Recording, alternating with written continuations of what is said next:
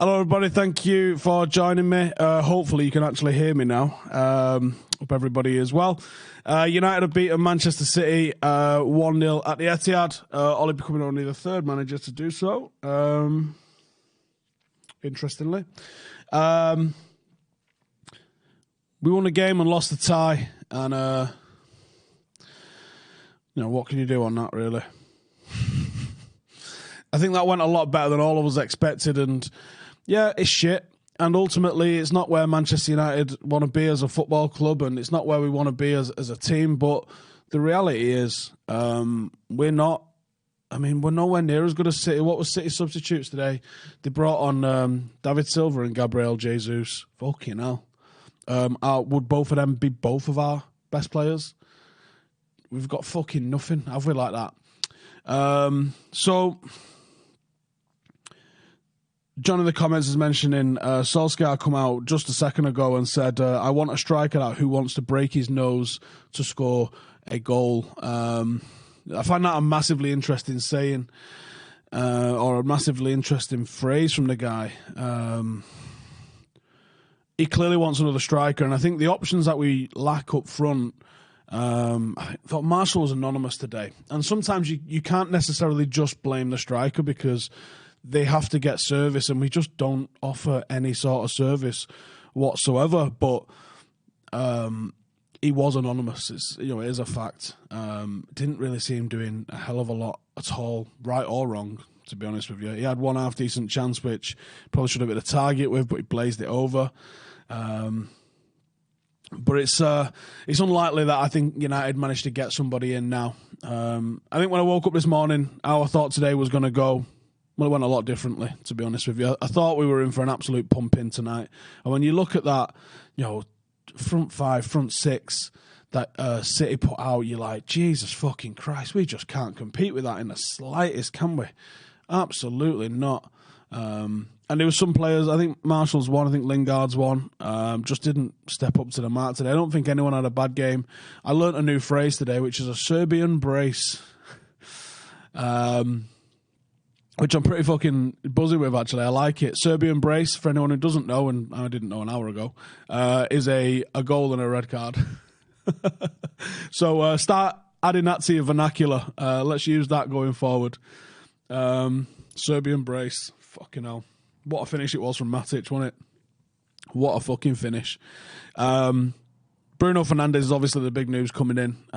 What do you guys think? Does he start this weekend? I don't think we've got anything to fucking lose, to be honest with you, at all. We have got 0 to lose. Matic and Fred would have started. Matic just took that decision out of everyone's hands now. Hero. It's one of them, and you can't get fucking giddy about winning a game and losing a tie, can you?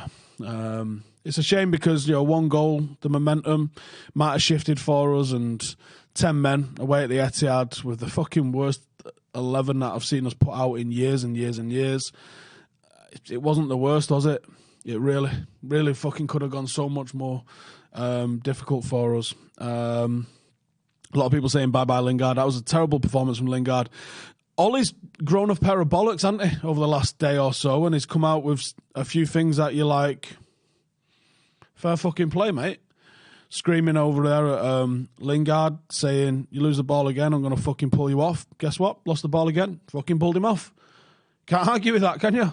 Coming out saying, I want a fucking striker who's going to do this, that, and the other. Yeah.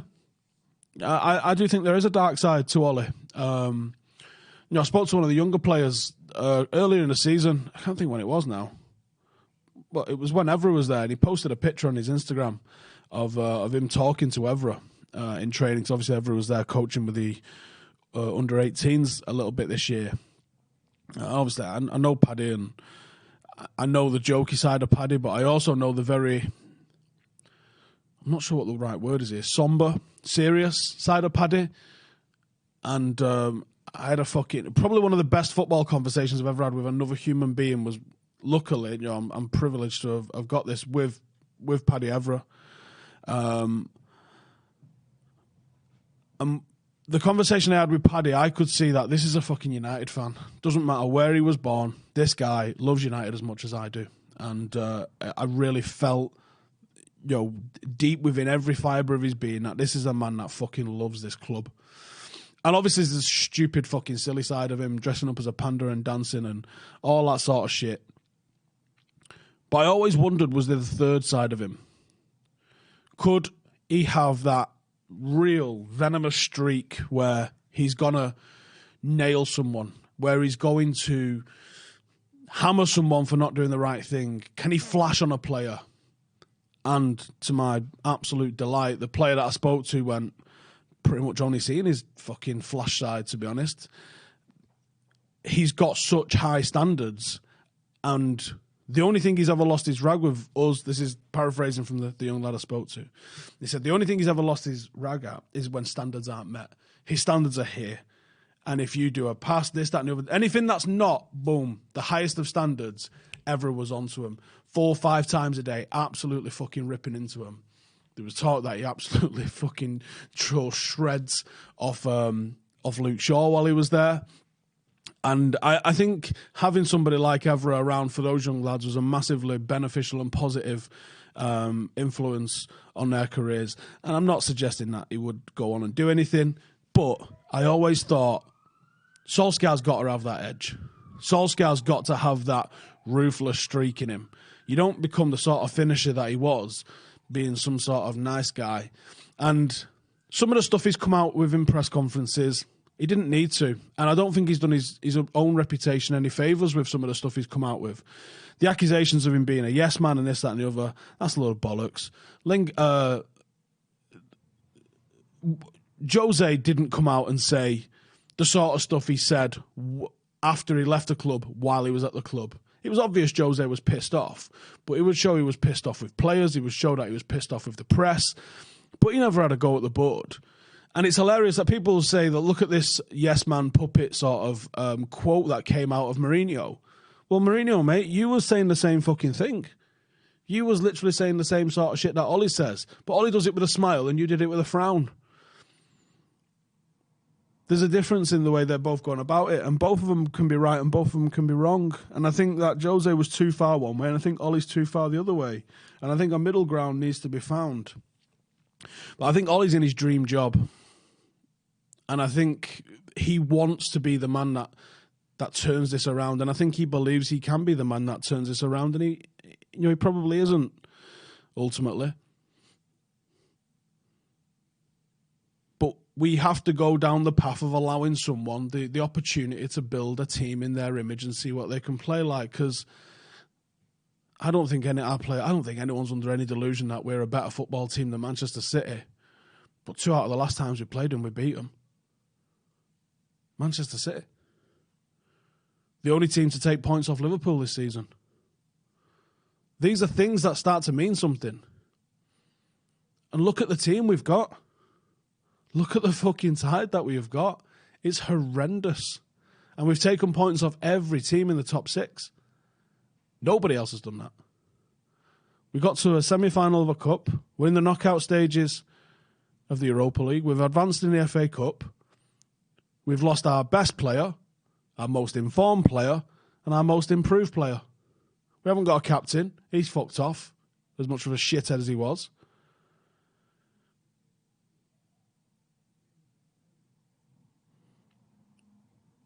There's 2 ways that you can view every single situation. And most people choose to chew them with the negative side. I'd rather live in hope and be wrong than be pessimistic and right. And I just think it takes a bit of time. I just think it takes a little bit of time. And if it takes a little bit of time, I'm prepared to wait. I've seen enough in the last 30 years as a Manchester United fan to last anyone a lifetime. I'm not going to be satisfied with that. I'm not going to be settled with that. I want to see us win a fucking trophy again. I want to see us win a Champions League again. I want to see us win 3 on the bounce again. It's unrealistic to just think that you can just do it year in, year out. It goes in cycles. Other people have to have their time in the sun. And I'll be brutally honest with you. There was loads of United's parades I didn't even bother going to. Winning titles became, of course we fucking won the league. Proper complacent about it. I'll ask you this, though. How many do you think turn up the next time we win a league title? How many do you think pack out St Albert Square? How many do you think pack out outside Old Trafford? How big do you think the party is? How many fucking bottles of rum are we going to sink?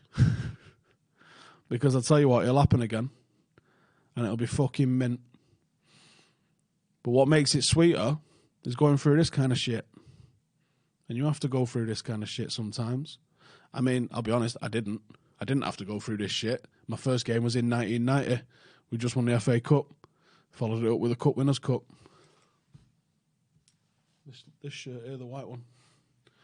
Followed that up with a League Cup. Followed that up with a Premier League. And then a double. And then we missed out. Then another double. And then another league. Then we missed out. Then a treble.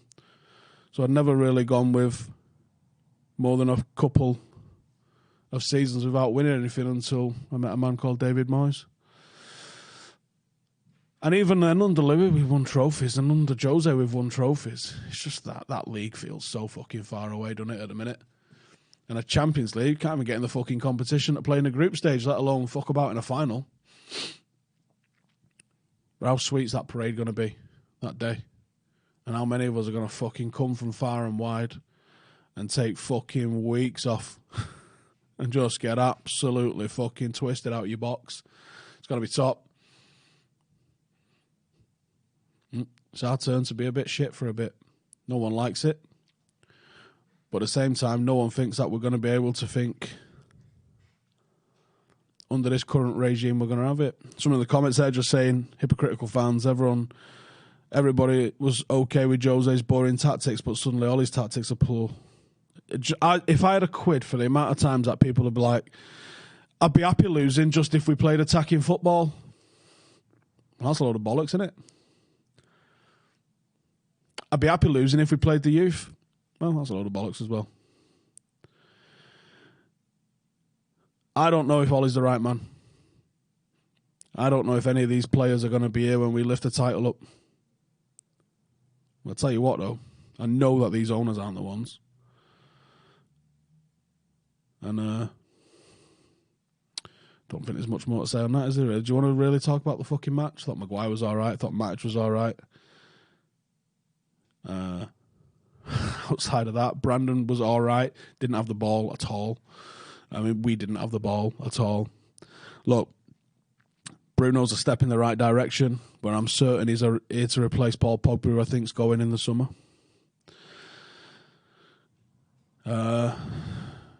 We need 5 or 6. I just don't know how 5 or 6 is going to take, how long that's going to take. I've said this a few times today. We in our heads go, 3 or 4 years we'll get this right. But that's because me and you in our heads, we think we're trying to be the best we can be. But the people in charge aren't trying to be the best they can be. They're trying to be the most profitable they can be without putting in the maximum amount of money.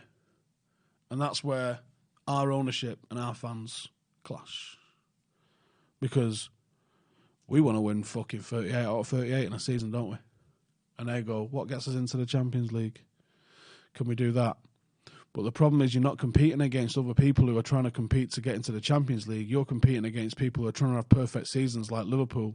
You're competing against Sheikh Mansour, who wants to win fucking everything. You're competing against Roman Abramovich, who actually likes football. You're competing against potentially some new Saudi Arabian billionaires that are going to own Newcastle. Do you think that's not going to have any impact whatsoever in the league? You've got a very good, well-run club at Leicester. You've got Tottenham, who are trying to do bits and be a European football team. You can't try and do the minimum expected requirement and expect excellence from it. You have to aim for perfection and settle for excellence. We're aiming for the fucking minimum effort and seeing a minimum return.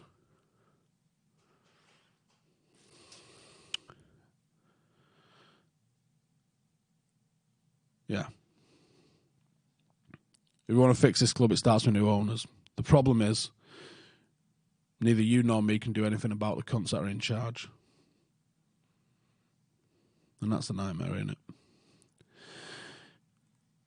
Liam says, love how Arsenal didn't get a mention there. I was talking about the good clubs. I would have fucking said Wolves before them. Steve's fucking sober as a judge, although I believe judges like drinks. Oh shit, Discord questions. Nearly forgot. I'm sorry. City review. Here we go. Why is Fred taking that free kick and not Juan Mata? I mean, if I was sentenced to death, I'd ask him to fucking shoot me.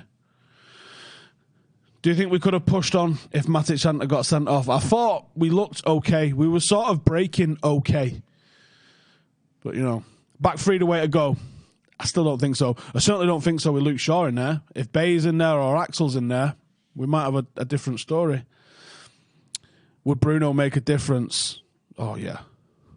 Solskjaer has outclassed Pep at the Etihad twice this season.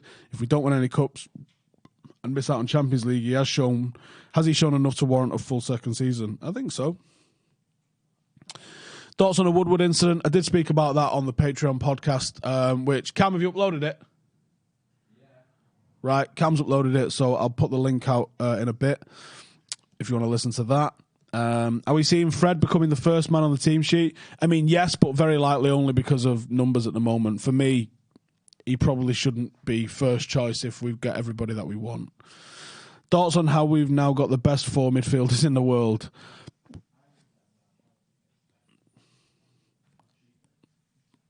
Okay.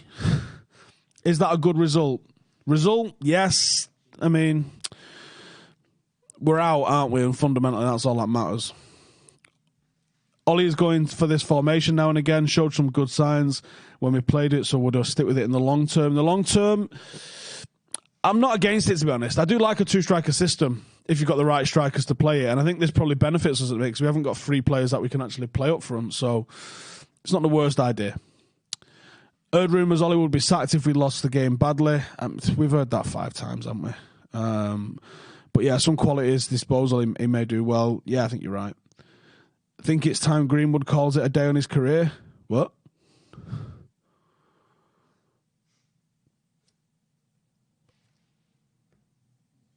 Okay. Should we expect one more signing in January? I wouldn't expect fuck all, to be honest. I mean, Bruno's not even done yet, so... I think we can take a lot from today, says Rabs. A good tactical performance, won against City, and with Bruno on his way. Is that a faint light I can see? It just went better than we thought, didn't it? That'll do us. Do I think Fernandes can help break teams down? I mean, that's literally what he's here for. He is goal contribution FC, isn't he? Oh, fucking hell. What was I going to call it before? Moral Victory FC. That's what we're having today. Do I think we'll sign a striker on deadline day? Fuck no. I'd be well surprised if we do. Did I see Ollie yell? Yeah. Could Dalot be used as a right winger? No. He could possibly be played as a right wing back, but like we've just not had anyone as a right winger for so long that we think Dalot's a good right winger, but he's not really a good right winger. Reckon Bruno can play slightly deeper or only as a 10. Oh no, I think he's an 8. I think he's an 8 who can probably drift into the 10. In a team that's going to sit back and break down when we've got someone parking a bus against us, I actually do think he could probably be a number 6, playmaking number 6. I think he's got that in his locker, but I think number 8's the one. Did Sterling save us? I'll tell you what, some of you lot are on some fucking glue, aren't you? Should we set up a GoFundMe so the board will actually start signing players and stop haggling? Half of me thinks that it's them thinking that they're fucking fresh and like, oh, well, you know, we didn't get taken for mugs this time. We negotiated. Yeah, and fucking paid what they asked for in the first place. It's like when you walk into Tesco. Like, I don't know if you ever read any of these blogs where people are like, you should haggle on everything. And you'd be like, yeah, I'd rather just fucking pay the price it is, mate, and not look like a bellend. You walk into Tesco, see a telly there, be like, it's $5.99 this telly. Well, what if I give you $4.25 cash, my good man? And they'd be like, it's fucking $5.99, mate. And then you stand there for 3 hours wasting all your afternoon, all his afternoon, and then pay the fucking list price for it in the first place. That's literally what United do in every transfer window. Walk in, because we've watched a 3-part documentary on how to fucking haggle, but actually don't know how to haggle because we just watched a YouTube video and paid what we fucking got us to pay in the first place. In a perfect world where our squad is fully fit with the addition of Bruno, is it really as catastrophic as people make it out to be? It's still thin. I think that's the issue. It's still thin. Even with everybody fit, you're a couple of injuries away from just having nothing. And that was what we was worried for at the start of the year, and now that's what we've had. I think this game was tactically good game from Ollie. Do you agree? Well, we got out of it in the end, didn't we? But if you look at the reverse, it's literally what happened to us with Burnley. Our City getting away with too many fouls not being carded. Of course they are. It's clear Ollie has flavour for the big game, so with a decent squad around him and a backing, is he actually the right man to make us challenge again, or does he have things to learn, or is he at his ceiling? We don't know, because we've never seen him given a squad with the riches of this City team. What could he do with that? If he's got the flavour for the big games and he's got a team like that City have got, I'll ask you this, what does Pep Guardiola do when he's got to try and play out the back with Phil Jones? Pep Guardiola can't play out the back with fucking John Stones, who's the future of English football. Do you know what I mean? Am I relieved De Gea had a good game today? Yeah, do you know what? He could have gone the other way, couldn't he? He did make some excellent saves, so fair play to him for that. Do I really think we can compete with a few more players? Seems that Ollie sets up tactically very good, but it's poorly executed on the pitch. They're just not very good players. Yeah, I think a couple more good players and you'll see a difference, yeah. What next for Ollie? Meaningless win in the grand scheme of things, but a win nonetheless against a big-time manager with proper backing. I think it's quite a few of us saying the same thing here. Again, it's going to take time, and you're going to have... Look, I'm working on a video at the moment where I'm looking at what does time actually mean and how long do a lot of teams that are considered good teams take to actually build that winning starting 11. Maybe next week when there's no match, we'll probably get that out. New rules need to be made to prevent tactical fouls. They seriously slow the pace of the game and they seek to counteract the beautiful attacking football. Maybe a free strike rule. Yeah, possibly. City do it where they make sure that other people are doing it all the time, don't they? I mean, I didn't think it was that bad. I don't think it even warranted a yellow for the foul from Matic. I really don't. Was it the right call to take Mason off at half-time? Has he said anything about that, whether it was a knock or anything? Because it's a strange one if he hasn't had a knock. I don't think he was great in the game, but I don't think he was bad. Do I think we'll carry on playing the 3-5-2? Probably, because, again, like I said, two-striker system or two-forward system is better than... we had a forward on the bench today. If we'd have played a forward three, our options was one matter. And how do you change that? Do I think Wan-Bissaka's looking fatigued?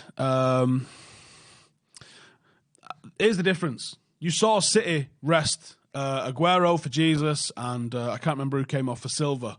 But the fact that them lads only played an hour tonight and then another player came on for half an hour, we just don't have that fucking option. Our players are just being run into the ground. And that's why the performance level come April and May, if we're trying to hunt down a top four place, which is possible at least, we're going to be so fucking far off the pace in the grand scheme of things because our players are just going to absolutely fade away. We've got Europa League. We've gone pretty much the entire way in the League Cup. We're probably going to be advancing to the next round in the FA Cup. We've got loads of games and one of the worst equipped squads to be playing these games week in, week out. And then you're going to be coming up against Premier League teams that don't have European football, that aren't going deep in the FA Cup. They had a week off last week because they weren't playing in the FA Cup, and they've had all week off this week because you're playing in fucking outer Estonia in the fucking Europa League. That takes its toll on a squad by the end of the season. And then you've got the Euros on top of that. So the lads are probably going to go with the Euros fatigue. Look, this all compounds. How many players have you seen that went to the World Cup, that starred in the World Cup, that were excellent in the World Cup, that are still playing at the top of their game right now? Can you name any? What's Modric doing? What's Pogba doing? What's Jesse Lingard doing? There's not many, is there? If any. What's all that fucking Russian team doing? I think we all have our suspicions what they were doing. Do I think Marshall FC's triggered Ollie's comments? Probably. I reckon fucking Marshall FC's comments... Marshall FC's probably going to be fucking full Ollie out bandwagon after saying that, innit? And, yeah. I think that might have been... Look, I've had a gut feeling for the entire year. A whole feeling that I just don't feel like there's going to be a long-term future for Marshall at the club, and no one's told me anything. I haven't heard anything. It's just a gut feeling, and people are like, well, just because of gut feeling, you're saying it. Well, I'm just being honest with you guys. I've just got a gut feeling. We'll see in the summer, won't we?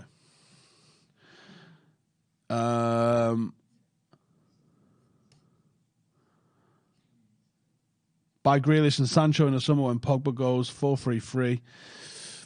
I think it still needs something different. I don't know where Grealish plays in a 4-3-3, Left centre mid. Fred, Grealish and Fernandes as your midfield three. That gets very over. I mean, you might be able to play that against Brighton.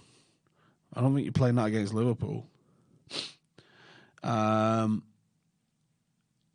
and the fans will still blame the players even though the club ran them into the dirt. Probably right.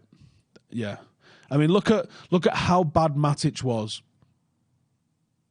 12 months ago. 15 months ago. People were pulling their hair out about, just fucking get rid of this guy. He's fucking done. But then he's had a break. He had a pretty extended break. I think we all thought he was gone. And he looks really good. And I would certainly have no qualms if we extended him now and kept him around for a bit of experience, as long as he doesn't play.